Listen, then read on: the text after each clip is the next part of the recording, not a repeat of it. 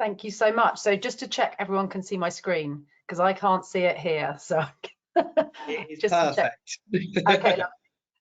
So hello everyone, and it's so lovely to be here to talk to you about supporting women in your organisation.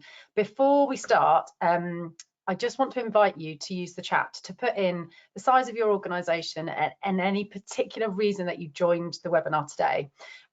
Because if I can adjust the content at all, then I will do based on your results. So just as I'm talking, if you want to just pop into the chat, the size of your organisation and anything particular that you kind of came to the webinar for would be really, really helpful. Just while you're doing that, I just want to ask you a couple of questions. So is anyone interested in 19% higher revenue in their business? How about a 59% reduction in staff churn, 22% increase in productivity, or how about 21% increased likelihood of getting increased profitability in your business? I would love to see some chats and some thumbs up, but I'm not quite sure. This platform is fairly new to me, so I'm not quite sure if I'm going to see that. But just have a think about whether those things are important to you. And if they are, then hopefully what we talk about today will be really, really interesting to you. So I'm Gemma, I'm an impact and confidence coach, and I work with organisations to attract, retain, and empower their female talent. All the benefits I just mentioned are benefits that you get by improving gender diversity in your business. And it's really well researched. You've probably seen some of the statistics yourself, but they're statistics from places like McKinsey, Deloitte, Gallup, the Peterson Institute of Economic Development. There's loads and loads of people that have done research on this to say there's actually some serious commercial benefit in getting gender diversity at a senior level in business. A lot of the time we think it's just a nice thing to do. It's just nice to be supportive, and it's not. And it is nice, but also there's some huge benefits that you get as a business by supporting women. And gender diversity is quite punchy to cover in like 60 minutes or 15 minutes, however much we've got left. So I'm not going to try to do that. But diversity at a senior level in business cannot be achieved unless you support women in the moments in their career where they are likely to leave. So moments like maternity leave, and maternity leave is a really big one. It's quite widespread, and it's one of those moments where women reassess whether or not they are in the right job, whether they're in the right company, what they want from their lives. It's a huge kind of moment of reassessment in a lot of ways. If you are coming to this webinar hoping to get employment law advice or HR policy advice, I'm afraid you are not going to get those things, mainly because I don't know about those. That's not my specialism. But what we're going to talk about is some really, really practical things that you can do to support the women in your organisation, creating the right environments and having the right conversations. So we're going to focus on the human element. Has that changed slides? I think it has. I think I can see it's changed there. So when you're thinking about, we talked about some of the benefits of the commercial benefits of gender diversity and what you can do, but actually if you're thinking about attracting talent in the future, Gen Z, so people who are, I was going to say children, some of them are children, so they're currently 12 years old to 27 years old, so they are working, some of them will be working in the industry. They actively make decisions about where they work based on how an organisation is aligned or engaged or kind of supportive of ED&I, so equality, diversity and inclusion, and they will vote with their feet. So they are no longer just looking for a massive amount of money or a sexy place to work, or it's about how an employer is essentially kind of supporting people that look like them and people that look not like them. How flexible are they? How able are they to put kind of improvements in place to make everyone be able to be the best version of themselves? So there's a lot kind of at stake in terms of if you're attracting the future talent of your business. Most women are in business 8 years before they go on maternity leave, and so not necessarily in one company, but there's years of experience that businesses are losing, potentially unnecessarily, by not supporting women at this kind of juncture of their life. Not to mention the recruitment costs, which are frightening, and I think actually 20k that's on this slide is probably quite conservative.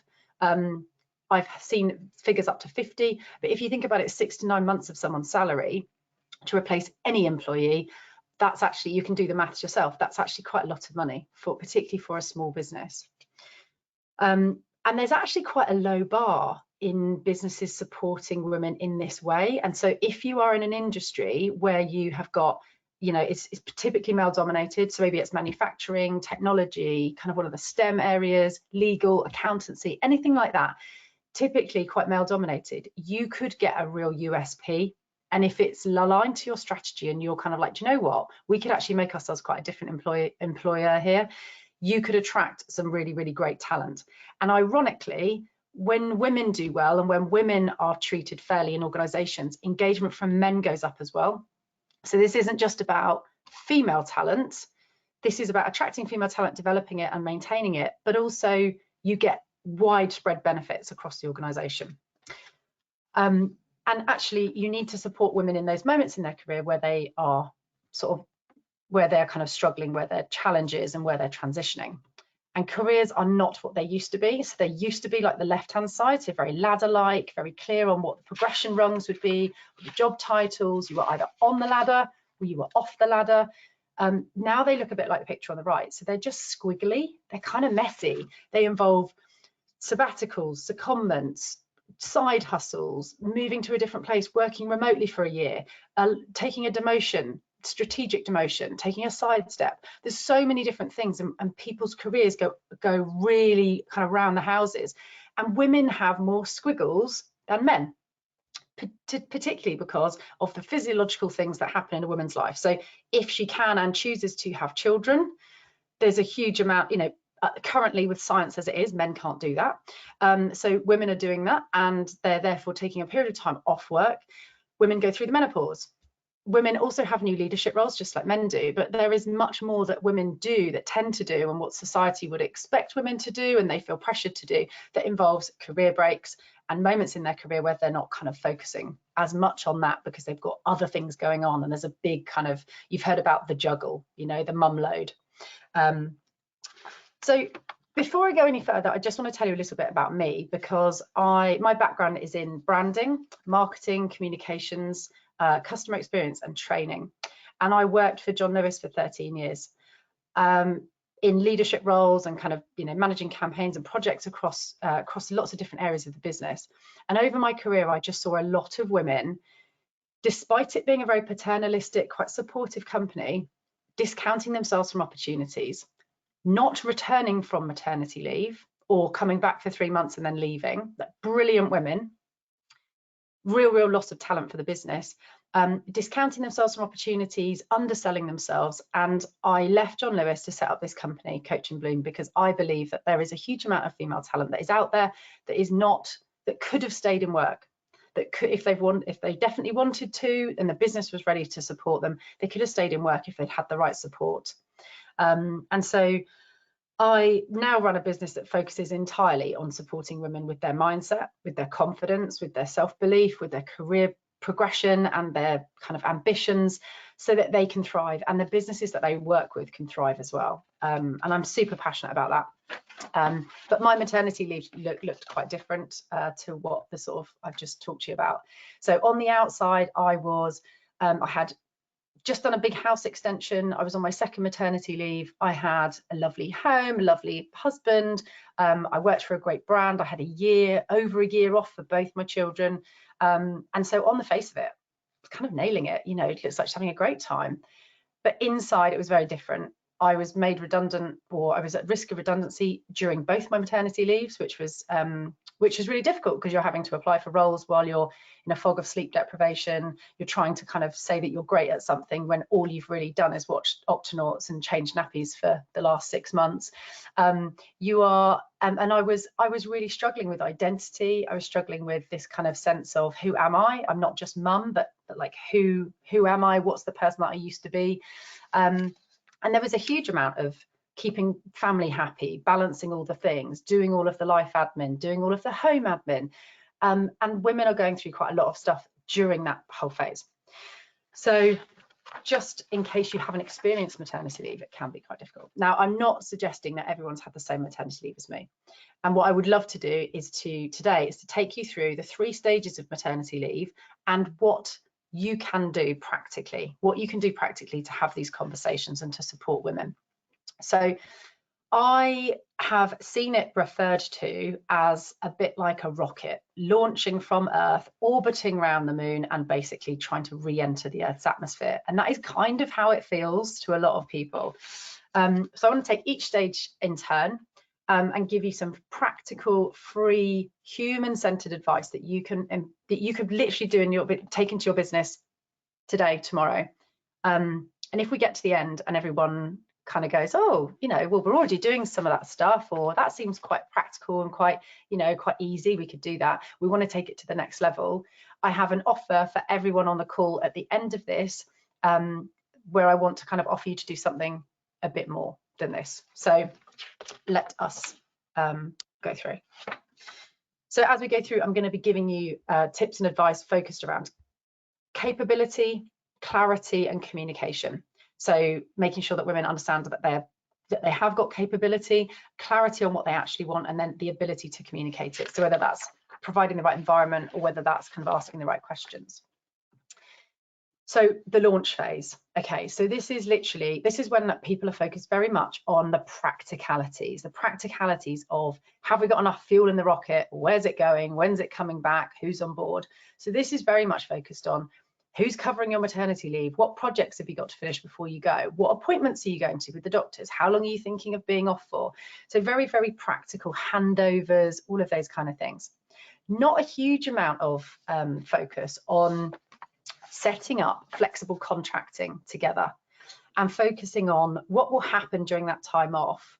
What does the woman, do they know what they might want while they're off? They might not do. And so I think ideas for action here are around, and this I've seen work so well when people do this, is take a moment before someone goes off on maternity to record why they're great, what it is, what you think they add to the business, how you think that they're valuable, what you will really miss about them when they go off. The number of women that say to me, I'm off and I don't even think the business cares. So why would I go back? They don't miss me. They don't really appreciate what I do. Have a moment, whether it's a coffee and you record it on a dictaphone, or whether it's an official ARP like review process, make sure you capture that. And recording it's really important, because what I will always say to women is, when you're about to go back, look at that information and just remind yourself of how capable you are and what it is that you can do to add value to that business. They've been without you for 6 months, a year, however long, but just kind of get back into who you are and what value you have added and can still add to the business. Think about kit days. When I was on maternity leave, I had no idea what they were. I didn't realize you got paid for them. And so women, particularly on their second maternity leaves, will be probably quite au fait with what they are. But just asking the question, do you know what kit days are? Do you have any idea about how you might want to use them or not? It's fine if you don't want to use them. So I think this idea of offering the support, offering the advice, opening the conversation, but with no pressure. Some women might say, well, actually, I'd like to use my kit days to do a 1 day a week work for the last 2 months of my maternity, so I can kind of get earn some money and kind of get back into the swing of things and practice the baby being settling at nursery and things. Talking about communication embargoes, and I know that sounds really formal, but some of the most effective conversations that I've heard happening with women is like, we are not going to talk to you for 6 months. We would love to celebrate the birth of baby when it arrives. Would that be okay with you? But if you're happy to let us know, but we're not going to contact you actively for 6 months. If you want to contact us, that's absolutely fine. And here's how you do it. But just kind of contracting that, because otherwise you can really struggle when you're actually in the kind of the next stage of the orbit, where you just feel like you're forgotten. So rules of engagement, someone might say, oh, I'd really like a monthly update. I know women who are like, the biggest thing that's important to me is not feeling like I'm out of touch with the business. Okay, that's fine. So what would that look like for you? Gemma, we have a question from Muriel, just asking, what is a kit day? Good question. So keeping in touch. So keeping in touch day. So it's a day where you can go in and you can go to a town hall meeting. It's basically an opportunity for you to keep contact with the business, and so they are usually paid days. At John Lewis we had 10 across the maternity, like the year, and I think they pay like £150 or £200 or something like that, and so they are an opportunity for a woman to decide if they want to kind of link it. You don't have to use them at all. It's not mandatory. So yeah, so quite common. A lot of businesses do have them. So yeah, so when you are asking somebody about what they need at this point, some of the best questions you can ask are, how can I support you over the coming months? So if that's a conversation you have 3 months before they leave, how can I best support you? And you will be amazed at the variety of answers that you get from that question, and make sure that the woman can lead what it is that she needs, and that you can understand, is it something you can do, or is it not something that you can accommodate? And also, what is most important to you during this time away from work? Don't assume that they want zero contact with you for a year. Like I did want zero contact. I didn't want anyone to contact me for a year.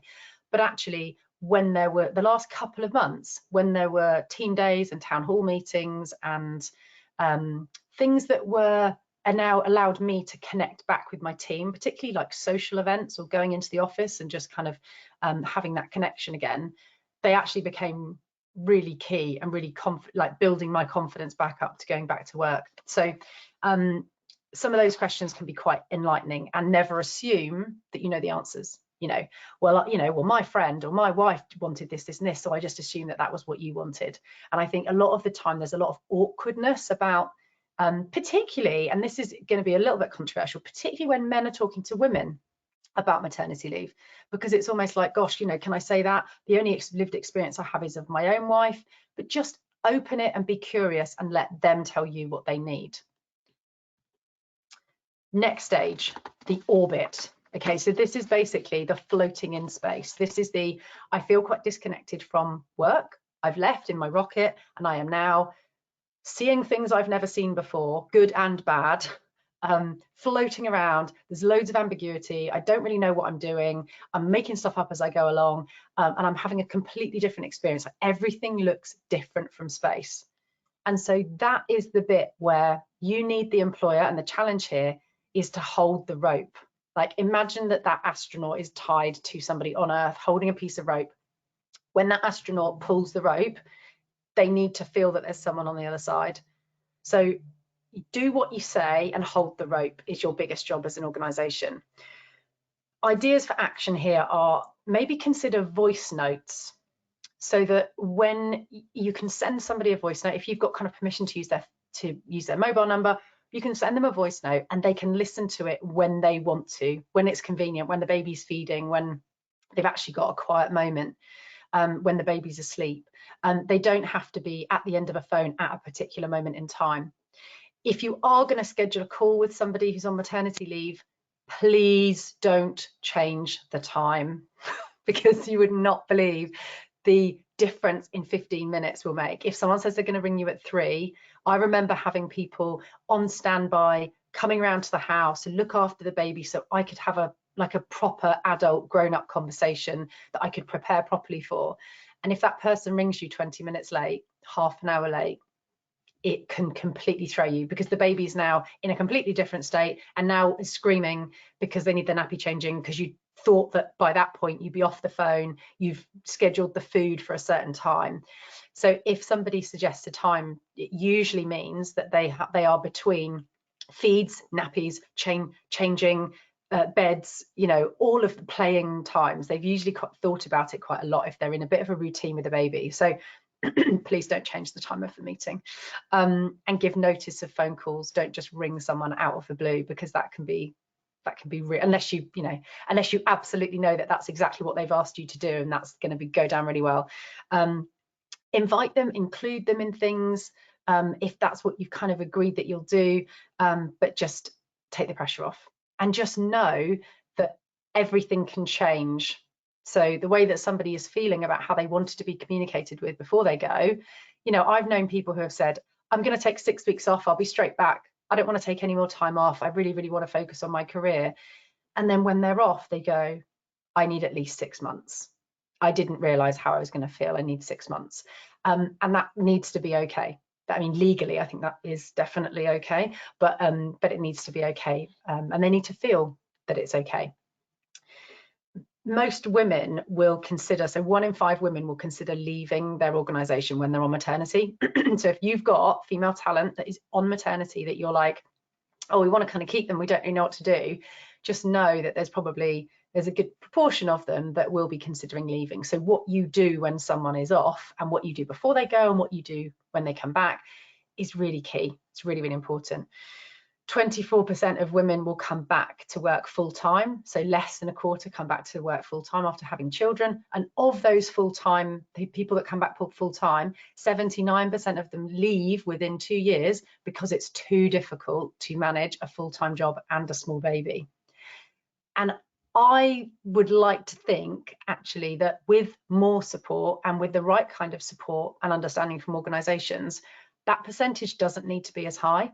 It really doesn't need to be as high.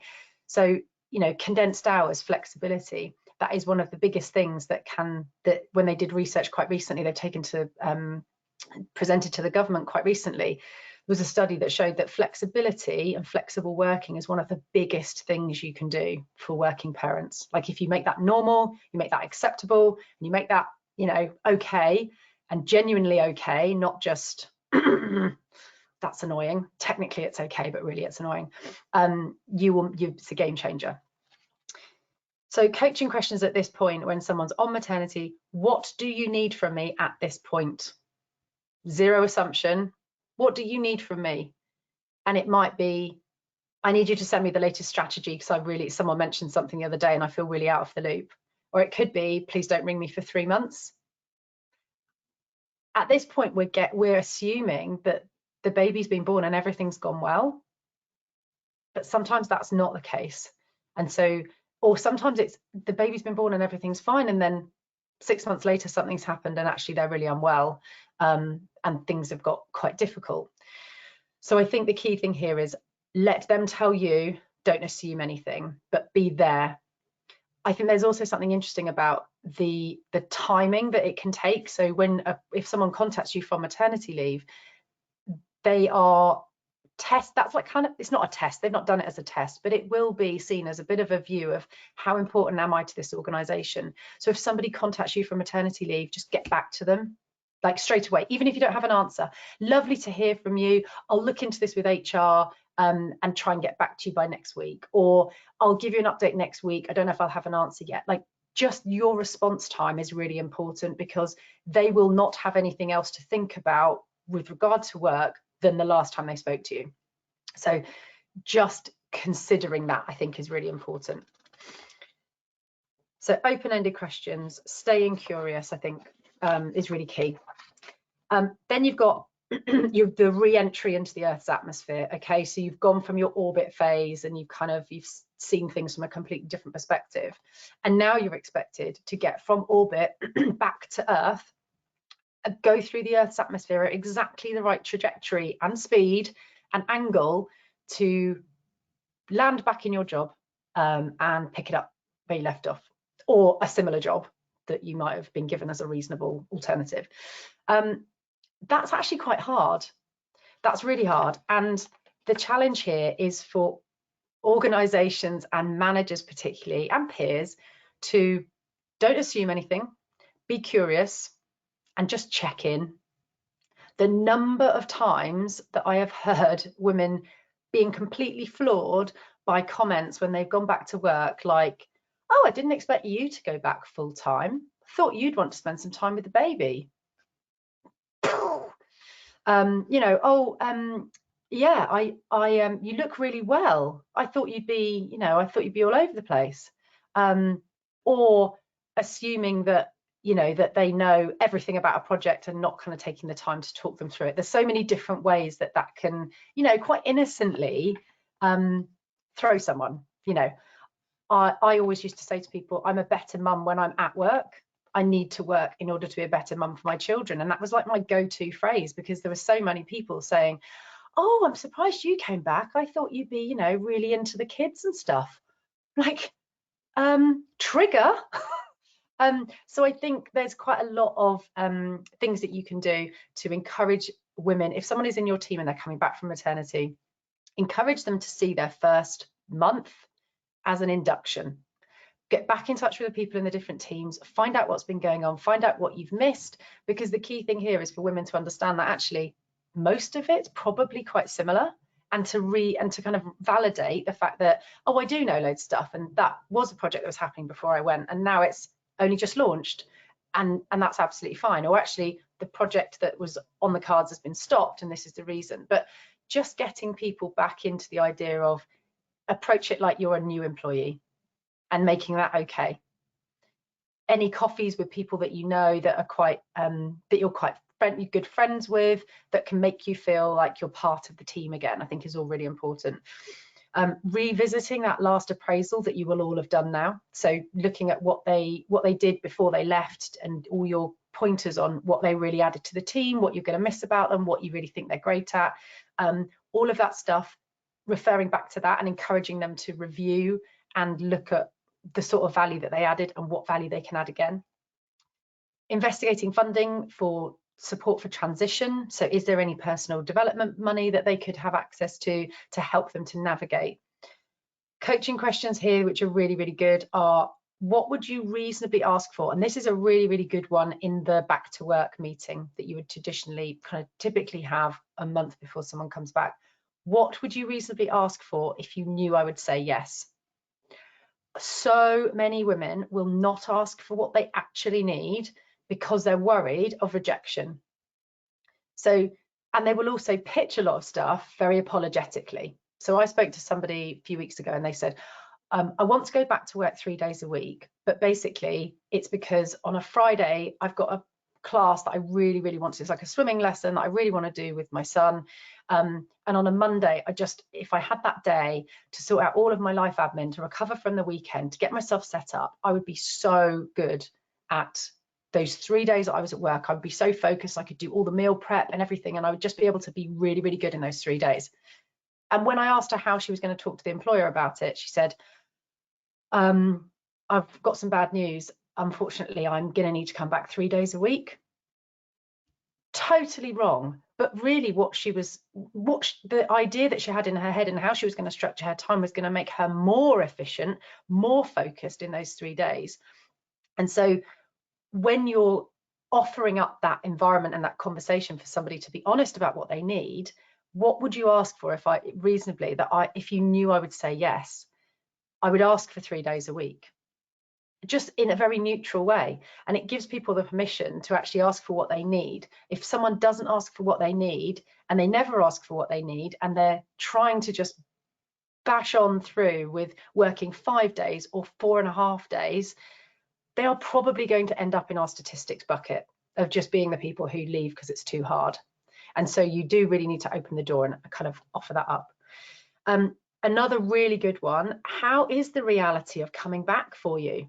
Like, you tell me, is this the best thing that's ever happened to you and you're just loving the fact you can have like a hot drink and go to the toilet by yourself?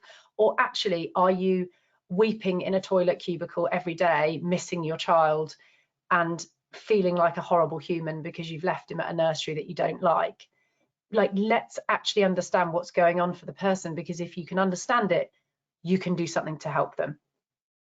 How about they don't go to nursery as many days a week? What do you think about looking at some alternative options? Do you need to leave early? You know, is there a particular bad bit of the day that you need to avoid?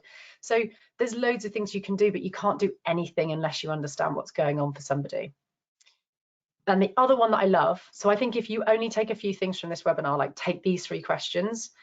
What do you need from me in order to be your best at work? I just think that's a question every manager should like have tattooed on their head.